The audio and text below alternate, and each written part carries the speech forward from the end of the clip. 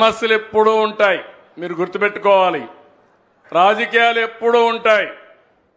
NT Ramarao గారు ముఖ్యమంత్రిగా ఉన్నప్పుడు నీళ్లు ఇమ్మంటే తప్పకుండా రాయలసీమకు నీళ్లు ఇచ్చే బాధ్యత నాదంటే ఆనాడు నాయకులు కావాలని నీళ్లు కాదు కృష్ణాకి ఇచ్చే నీళ్లు నిలిపేసి మాకు నీళ్లు ఇమ్మన్నారు.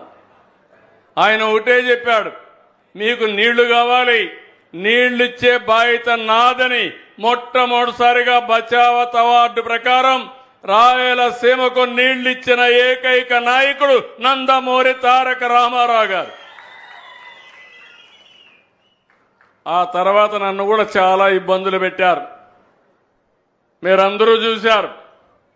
కానీ ఎప్పుడు కూడా నా సంకల్పం మంచి సంకల్పం, ప్రజల కోసం ఆలోచించే విధానం.